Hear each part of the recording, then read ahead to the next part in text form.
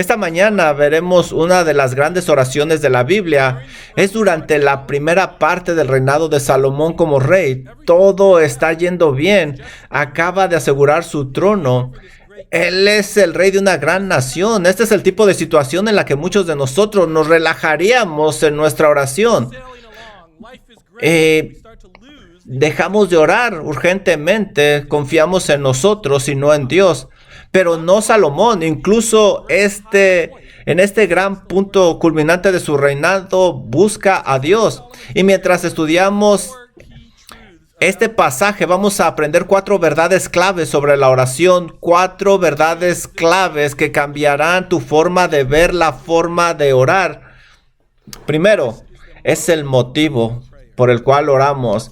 Vamos a leer Primera de Reyes, capítulo 3. Vamos a leer los primeros 4 versículos. Salomón hizo parentesco con Faraón, rey de Egipto. Tomó la hija de Faraón y la trajo a la ciudad de David. Entre tanto que acababa de edificar su casa y la casa de Jehová y los muros de Jerusalén alrededor. Hasta entonces el pueblo sacrificaba en los lugares altos, porque no había casa edificada al nombre de Jehová hasta aquellos días. Mas Salomón amó a Jehová, andando en los estatutos de su padre David. Solamente sacrificaba y quemaba incienso en los lugares altos. Así es de que, mira, nota lo que dice aquí, que Salomón amaba al Señor. Y por eso iba a adorar y ofrecer sacrificios al Señor. Y buscar su bendición y ayudar a comenzar su reinado en Israel. Esta es una de las primeras claves que nosotros vemos sobre la oración, es amor. El motivo de la oración debe de ser el amor. Si acudimos a Dios solo cuando queremos algo de Él, entonces simplemente lo estamos tratando como el genio de la lámpara que cumple nuestros deseos, nuestros intereses. Si simplemente acudimos a Él cuando el mundo se nos ha caído abajo los pies, entonces estamos tratando a Dios como un paracaídas, una pieza de equipo. Y si acudimos a Él simplemente por legalismo rutinario, porque todos los buenos cristianos deberían de orar, entonces simplemente estamos actuando mecánicamente. La oración debe centrarse en Dios y no en uno mismo. Nuestro motivo de oración debe de ser el amor que le tenemos a Dios. Ahí es donde empiezan nuestras oraciones. Pero, ¿qué es oración? En su forma más simple podemos definirlo como lo dice el teólogo Wayne Grudem. Es comunicarse con Dios. Los humanos no somos criaturas que nos aislamos, somos criaturas que nos comunicamos con nuestros amigos, tenemos conversaciones con ellos, con nuestras esposas, con nuestros niños. ¿Qué relación tenemos con alguien si no nos comunicamos con esa persona? ¿Puedo decir sinceramente que amo a mi esposa si no me importa hablar con ella y escuchar lo que dice? Entonces, ¿qué pasa con aquel a quien debo amar por encima de todos los demás con todo mi corazón, alma, fuerzas y mente? ¿Puedes verlo? La oración se trata de Él, comunicarme con Él. Entonces no me debo concentrar en lo que obtengo de la oración. No estoy obsesionado con lo que Él me conceda en mis peticiones. Me motiva el deseo de comunicarme con Él y pasar tiempo con Él, comprender quién es Él. Pero a lo mejor tú dices, ¿realmente Salomón amaba al Señor? No podemos dejar de notar que el versículo 3 dice que solo sacrificaba y presentaba ofrendas en lugares altos. Dice el versículo 4, e iba el rey a Gabaón, porque aquel era el lugar alto principal, y sacrificaba ahí. Esto parecía una crítica, pero recuerda que esto es después del tabernáculo en el desierto. Pero antes de que hubiera un templo, la situación de adoración era un poco complicada. Déjame explicártelo. Los lugares altos a menudo eran exactamente eso, lugares altos, como en las cimas de las colinas y montañas, utilizados para el culto pagano, pero no siempre fueron altos. A veces se encontraban en el centro de las aldeas, en valles, lo que llevó a algunos estudiosos de la Biblia a sugerir que santuario campestre era la palabra adecuada de llamarles en lugar de lugar alto. El diccionario bíblico Holman describe esto como lugares altos. Un lugar alto promedio tenía un altar, un poste de madera tallada que representaba a la diosa femenina de la fertilidad Acera, un pilar de piedra que simbolizaba a la deidad masculina, otros ídolos y algún tipo de edificio. En estos lugares de culto la gente sacrificaba animales, quemaba incienso a sus dioses, oraba, comía del sacrificio y se involucraba con prostitutas de culto masculino o femenino. En lugar alto podría ser simplemente un altar. Cuando Israel entró en la tierra de Canaán, se les ordenó destruir estos lugares. Números 33:52 dice: echaréis de delante de vosotros a todos los moradores del país y destruiréis todos sus ídolos de piedra y todas sus imágenes de fundición y destruiréis todos los lugares altos. Después de someter la tierra prometida, Israel instaló el tabernáculo y el arca en Silo para adoración. Estaba situado a unos 20 kilómetros al norte de Jerusalén. Josué 18:1 nos dice: toda la congregación de los hijos de Israel se reunió en Silo y erigieron ahí tabernáculo de reunión después de que la tierra le fue sometida. El pueblo de Israel vendría anualmente a Silo para ofrecer sacrificios. Ahí es donde Primera de Samuel dice que Ana dejó el joven Samuel, pero Silo fue destruida por los filisteos, como nosotros leemos en Primera de Samuel 4. Después de perder una batalla contra los filisteos, Israel pensó que seguramente ganarían si traían el arca con ellos. Entonces hicieron que los hijos indignos de Eli, Ofni y Finés trajeran el arca a Silo, y eso no funcionó como un hechizo mágico. Los filisteos capturaron el arca en Ebenezer. Entre los muertos estaban los hijos de Eli, y a lo mejor recuerdas que cuando el padre de ellos, Eli, recibió la noticia, cayó y murió. Así terminó el uso de Silo como el centro de adoración para Israel. Entonces, ¿cómo puede adorar uno después de esto? Bueno, algunos de los lugares altos en realidad llegaron a usarse para la adoración del Señor. Leemos en Primera de Samuel 1:9 que Samuel dirigió la adoración del sacrificio en un lugar alto en cierta ciudad.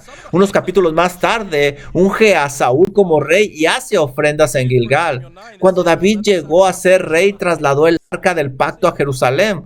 Pero en el tabernáculo y en el altar de bronce se guardaban en un lugar diferente, un lugar alto en Gabaón, que estaba a unas 6 millas al norte de Jerusalén. Nuestro pasaje ha hecho alusión a este como un lugar alto. Primera de Crónicas 16 explica lo que David hizo.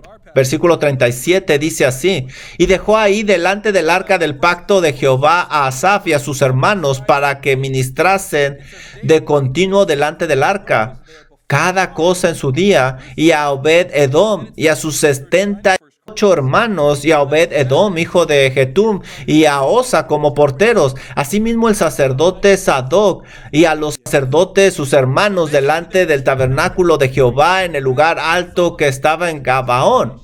Por favor, ve conmigo a Segunda de Crónicas, capítulo 1, versículo 2, y este es un pasaje paralelo. Aquí nos va a dar más detalles de lo que sucedió en el reinado de Salomón. Cómo se llevaba a cabo la adoración. Segunda de Crónicas 1, 2. Vamos a leer hasta el versículo 6.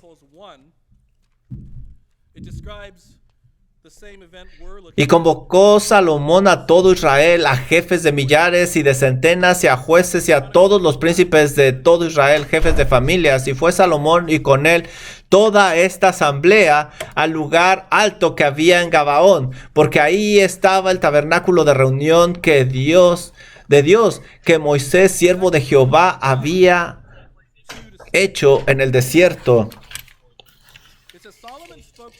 Pero David había traído el arca de Dios de Kiram Jeram al lugar que él había preparado, porque él le había levantado una tienda en Jerusalén. Asimismo, el altar de bronce que había hecho Besael, hijo de Uri, hijo de Ur, estaban ahí delante del tabernáculo de Jehová, al cual fue a consultar Salomón con aquella asamblea.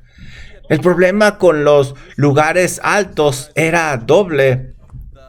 Primero, iba en contra de los principios de adoración central que Dios había establecido. Nosotros leemos en Deuteronomio 12:10 lo siguiente: mas pasaréis el Jordán y habitaréis en la tierra que Jehová vuestro Dios os hace heredar, y Él os dará reposo de todos vuestros enemigos alrededor, y habitaréis seguros, y al lugar que os dará reposo de todos vuestros alrededor, y habitaréis seguros, y al lugar que Jehová vuestro Dios escogiere para poner en él su nombre, ahí llevaréis todas las cosas que yo os he mandado, vuestros holocaustos, vuestros sacrificios, vuestros diezmos, las ofrendas elevadas. Entonces aquí vemos que ese es un problema. El Señor había establecido dónde se le debería de adorar, y el segundo problema es que la mayoría de estos lugares altos estaban vinculados con la adoración pagana. Pero en esta situación temporal por la que está pasando Salomón, estos lugares altos estaban dedicados al único Dios verdadero. Quizá cualquier altar o elemento pagano de cualquier tipo fue destruido. Entonces, si regresamos nosotros a Primera de Reyes y leemos el versículo 3, ¿por qué dice: Salomón amó a Jehová andando en los estatutos de David su padre? Solo sacrificaba y hacía ofrendas en los lugares altos. Eso suena como algo malo. Suena como si estuviera haciendo algo que es incorrecto. Suena como una excepción. Algunos comentaristas sostienen que el versículo no critica a Salomón, sino que indica lo incompleto de su adoración hasta que se construyó el templo en el año 44. El versículo 2 dice: hasta entonces el pueblo sacrificaba en los lugares altos, porque no había casa edificada al nombre de Jehová hasta aquellos tiempos. Esta declaración no necesariamente dice que estaba haciendo pecado, a lo mejor es una explicación. El hecho de que Dios aparentemente acepte la adoración de Salomón al hablarle y acceder a su oración puede verse como un respaldo de este argumento. Por otro lado, la gracia de Dios nunca es merecida, y es posible que él haya respondido bondadosamente a Salomón de todas formas. Notarás que después de que Dios responde a Salomón, el versículo 15 dice que Salomón regresó a Jerusalén, donde estaba el arca del pacto, y ahí hizo ofrendas. Esto es interesante, regresar y ofrecer ofrendas. El comentarista Philip Rackett escribe: quizá aquí es donde el rey y su pueblo debería haber estado adorando todo el tiempo, en la tienda de reunión de Jerusalén, en lugar de haber ido a los lugares altos.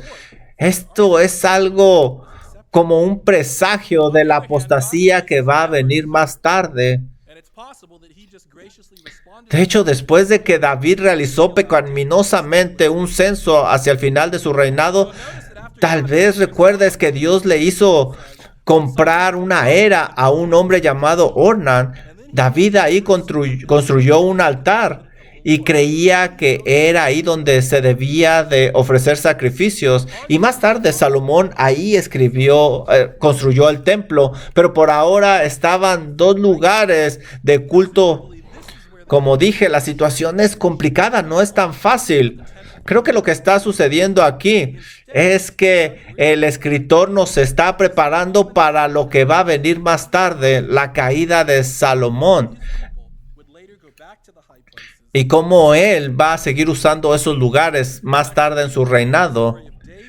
Pero el autor no critica las acciones de Salomón durante este evento, sino que alude a su futura caída y el uso continuo de los lugares altos. Después de construir el templo, un comentarista dice que este es el único versículo en todo el Antiguo Testamento que dice: un hombre individual amaba al Señor.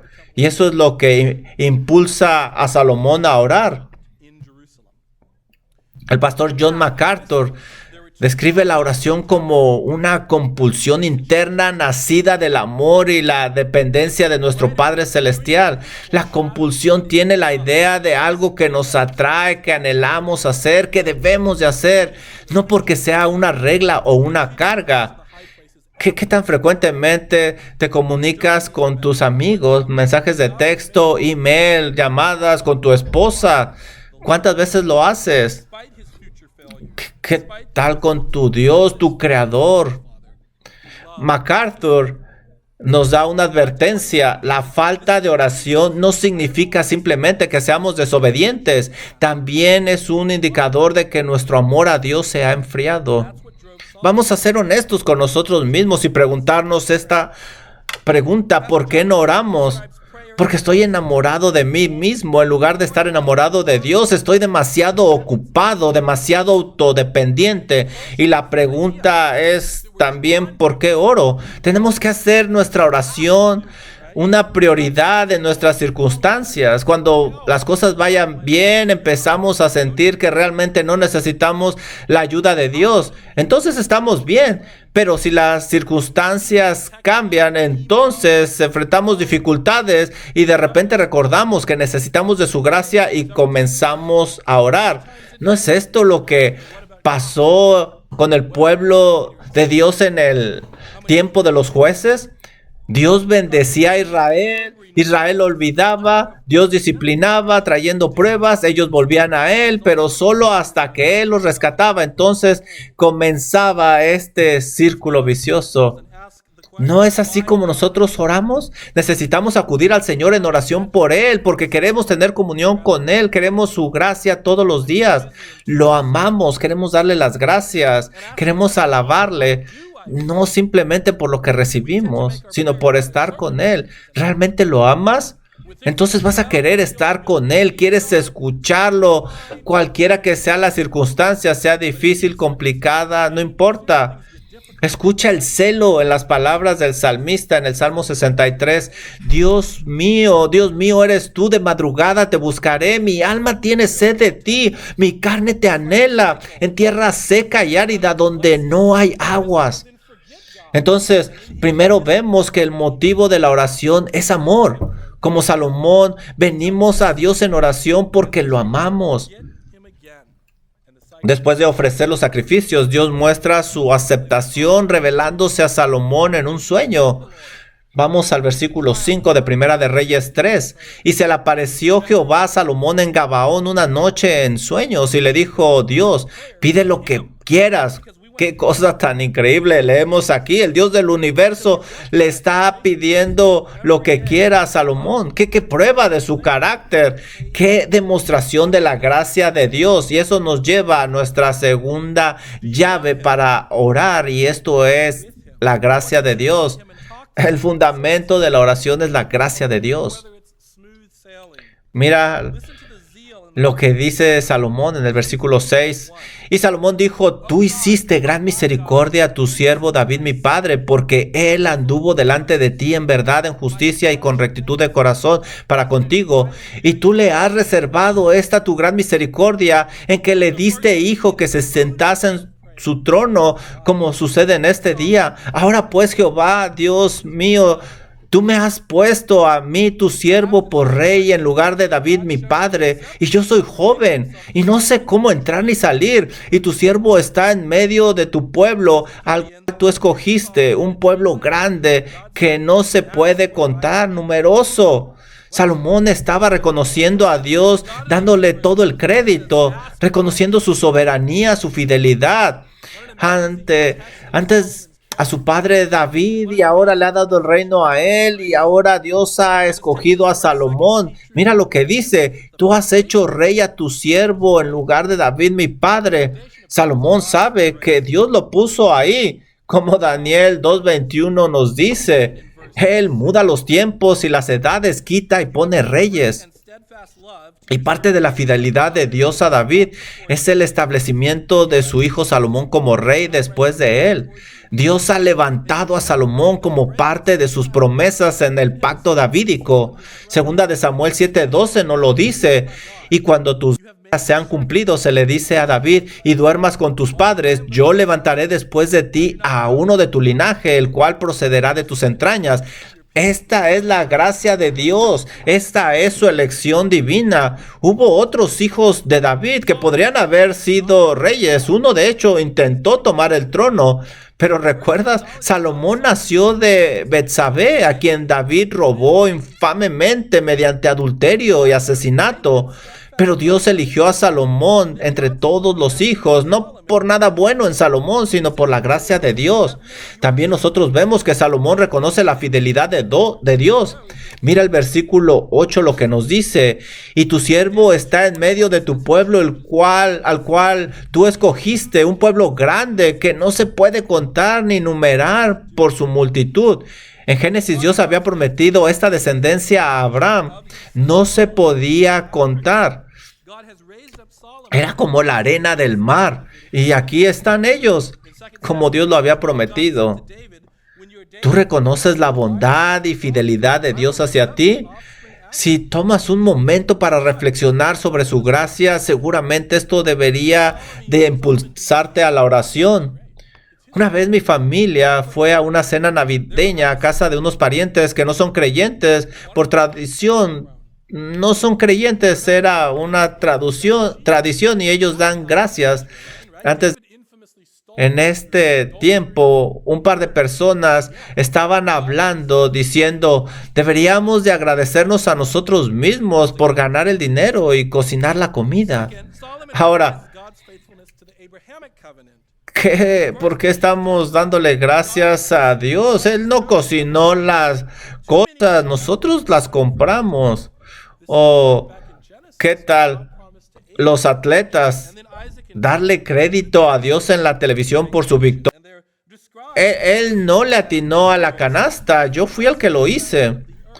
Pero esa es una vista muy corta acerca de Dios, porque Dios es el que te da todo. Él te da la vida, aire, habilidad para trabajar y ganar dinero, habilidad para cocinar, habilidad para correr o para aventar esa pelota y atinar la canasta. Él te da la lluvia, el sol, donde plantas, los animales que comes. Colosenses 1 dice que Él mantiene todo el universo en sus manos. ¿Qué parte crees que puedes tú reclamar? ¿Qué parte te corresponde a ti por tu cuenta después, aparte de Dios? Y la respuesta es nada, absolutamente nada. Dios es el que merece la gloria. Deuteronomio 8:17 dice: cuidado y digas en tu corazón: mi poder y la fuerza de mi mano me han traído esta riqueza, sino acuérdate de Jehová tu Dios, porque Él tiene poder para hacer riqueza. Eso es lo que hacen los incrédulos, como lo leemos en Romanos 1. No dan gracias a Dios. No pueden ver la mano de Dios en toda su vida y lo niegan. Y así se ciegan acerca de la gracia de Dios y todo lo que Él les da. Pero aún creyentes pueden ser así. ¿No es verdad que actuamos como si no lo alabáramos, no lo quisiéramos, como si no dependiéramos de Él, como si no nos importara, como si no le diéramos el crédito? Nosotros pensamos que estamos bien sin Dios. Podemos ser como pequeños Nabucodonosores. ¿Recuerdas este rey de Babilonia? Lo que pensó. Daniel 4 nos dice que este rey observó todo su reino, su palacio, y dijo: ¿no es esta la gran Babilonia que yo edifiqué con el poder de mi residencia real y para gloria de mi majestad? Él tomó todo el crédito, como si él hubiera hecho todo. No necesitaba a Dios, no dependía de Dios, toda la gloria era para él. A veces también pasa que nos enojamos cuando estamos luchando con una prueba. Creemos que merecemos algo mejor. Nuestra gratitud de repente se seca y nuestros ojos se cierran ante la gracia de Dios. Cuando entendemos su santidad y nuestra pecaminosidad, entonces entendemos lo que realmente merecemos. Todo el mundo merece, con razón, ser arrojados inmediatamente al infierno eternamente, pero la gracia de Dios, Él nos da la vida, nos la presta, nos da aire, agua, sol a todos. Y si eres creyente, deberías de estar más agradecidos. Mientras éramos pecadores, Cristo murió por nosotros. Él nos abrió los ojos. Él nos dio fe y arrepentimiento. Nos dio un corazón nuevo. Y su Santo Espíritu mora en nosotros. Nos ha adoptado como hijos en su familia. Nos ha dado toda bendición espiritual en lugares celestes. Y Él está sentado en el trono de gracia al que podemos acercarnos.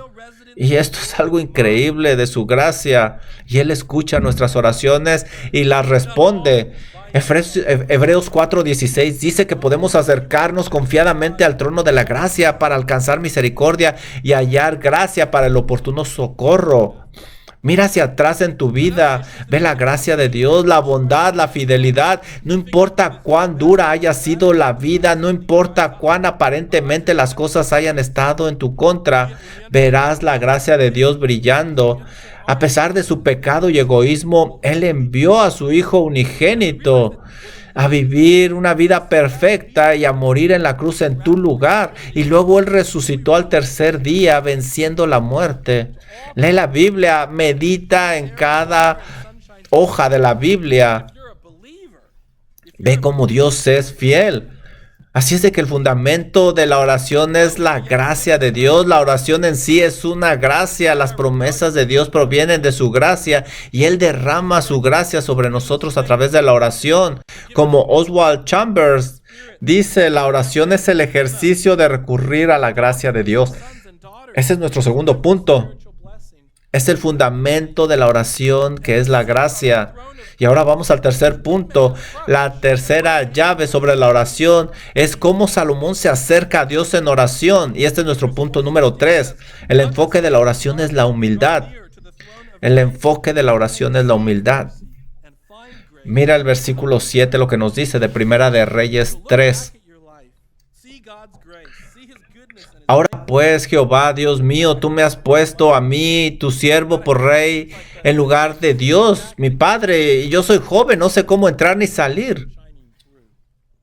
Y tu siervo está en medio de tu pueblo, al cual tú escogiste, un pueblo grande que no se puede contar ni numerar por su multitud. Da pues a tu siervo corazón entendido para juzgar a tu pueblo y para discernir entre lo bueno y lo malo.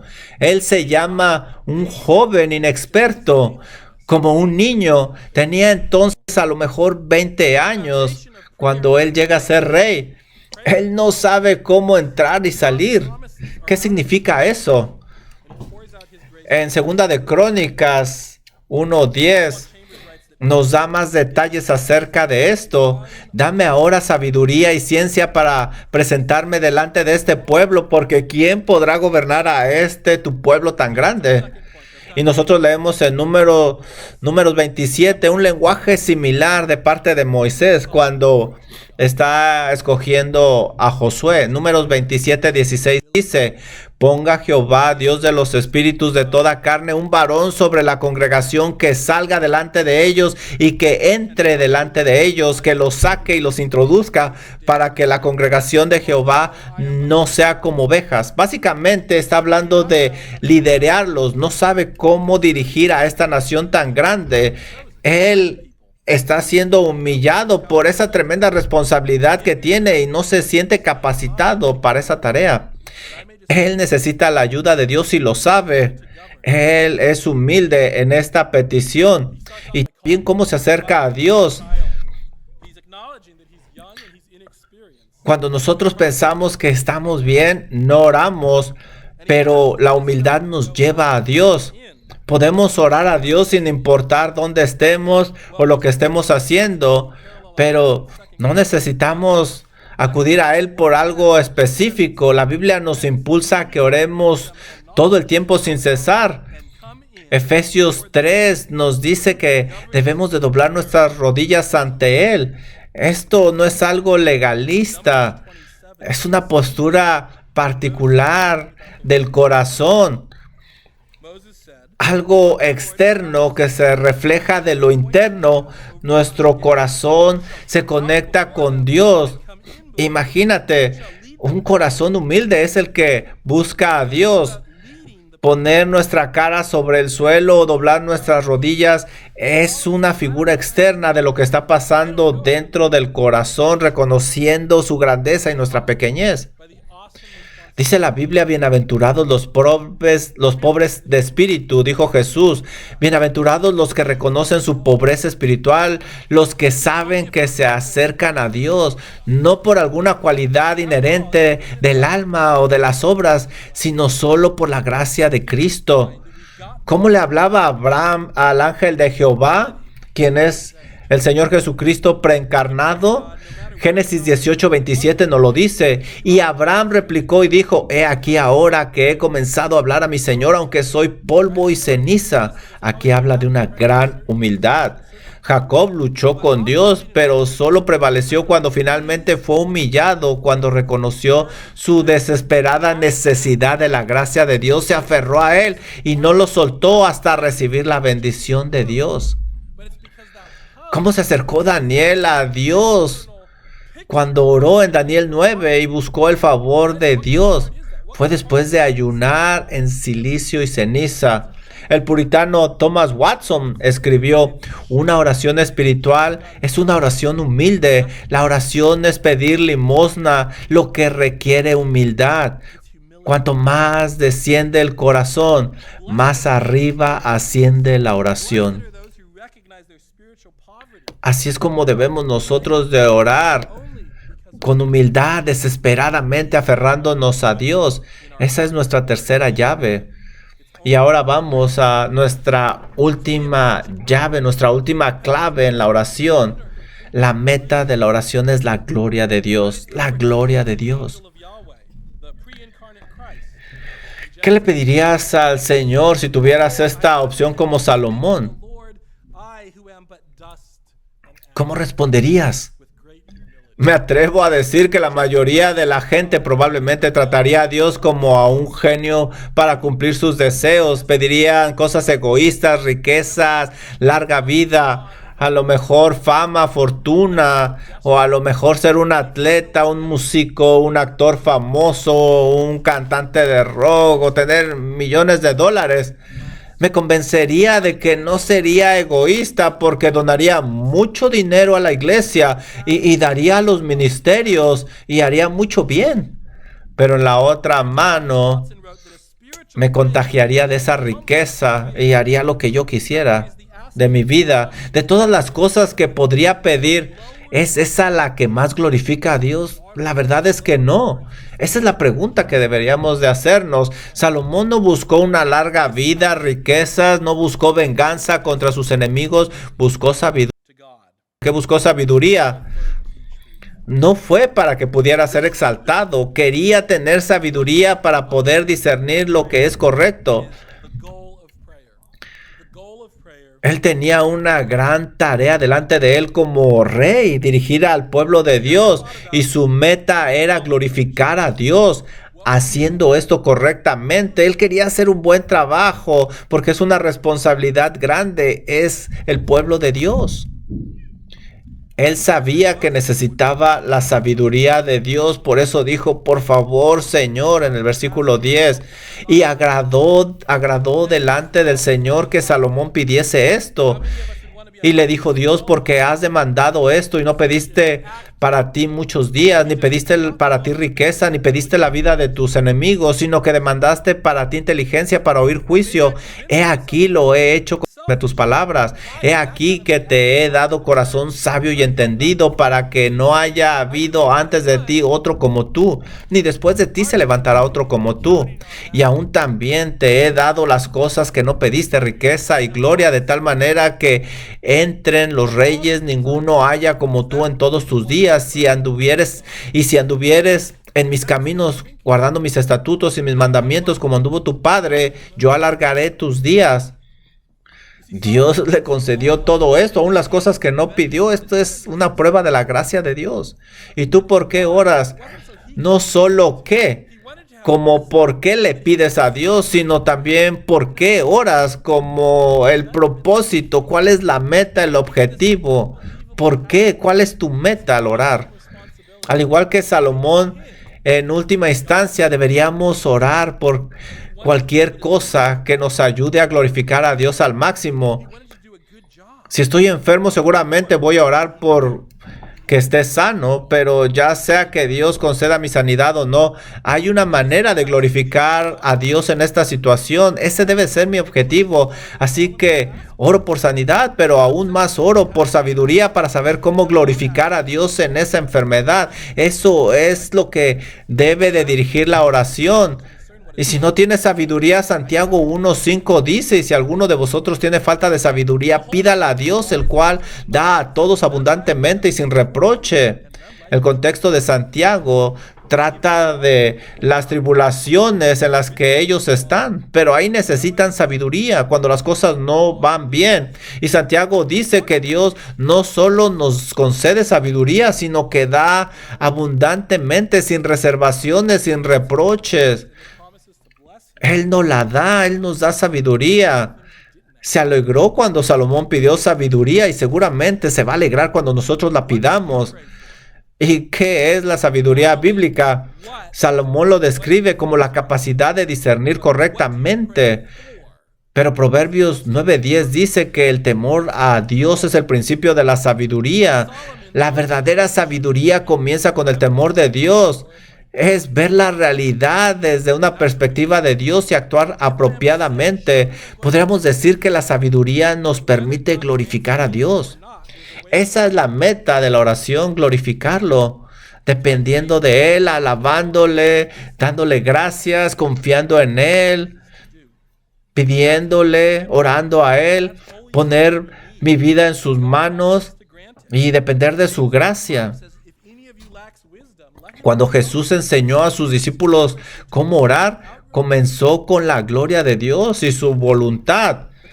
La oración dice, vosotros pues oraréis así, Padre nuestro que estás en los cielos, santificado sea tu nombre, venga tu reino, hágase tu voluntad como en el cielo, así también en la tierra. En el Getsemaní oró, no como yo lo quiero, sino como tú. Así es de que comas o bebas, haz cualquier cosa para la gloria de Dios. Debemos de cambiar la forma de pensar acerca de la oración. En lugar de que el objetivo sea obtener algo que queremos de Dios, nuestro objetivo debería ser recibir su gracia para que podamos glorificarlo. ¿Qué se logra con la oración? ¿Cuál es su finalidad? Cualquiera que sean sus respuestas a nuestras peticiones, el objetivo es la gloria de Dios. Esa es la meta de la oración, la gloria de Dios. Charles Spurgeon dijo, no conozco mejor termómetro para tu temperatura espiritual que la medida de la intensidad de tu oración. Esta mañana hemos visto en el ejemplo de Salomón el antídoto para una vida de oración fría y apática. Hemos visto el motivo de la oración, que es el amor, el fundamento de la oración, la gracia, el enfoque, humildad, el objetivo, la gloria. Recuerda estas verdades, recuerda que debes de orar. Donald Whitney nos anima con estas palabras. Si el mandamiento de orar te desanima porque sientes que no sabes orar bien, el hecho de que la oración se aprende debería darte esperanza. No importa cuál débil o fuerte sea tu vida de oración, en este momento puedes aprender a fortalecerte aún más. La mejor manera de aprender a orar es orar. Comunícate con tu Señor y Salvador, derrama tu corazón delante de Él. No te preocupes si tropiezas o te falta elocuencia, no es acerca de ti, es acerca de Él. Y tus oraciones fervientes y honestas son para Él un aroma fragante, dulce. Vamos a orar. Padre Celestial, le damos las gracias que podemos acercarnos delante de usted en oración. Oramos que usted nos dé la visión adecuada acerca de la oración, que podamos llegar delante de usted, Señor, buscando esas respuestas, pero sobre todo buscarle a usted, que nuestro enfoque no sea lo que queremos, sino estar con usted, ver su gloria, que encontremos placer en comunicarnos con usted, que ese sea nuestro enfoque, que nos enfoquemos en usted y no en nosotros. Por favor, denos más celo para orar, Señor, no sea algo rutinario, aburrido, no, sino que lo busquemos de todo corazón, que tengamos hambre y sed de usted. Denos esa hambre, por favor, mientras nos acercamos más a usted, que usted lo use para su gloria. Gracias, Señor, en Cristo Jesús. Amén.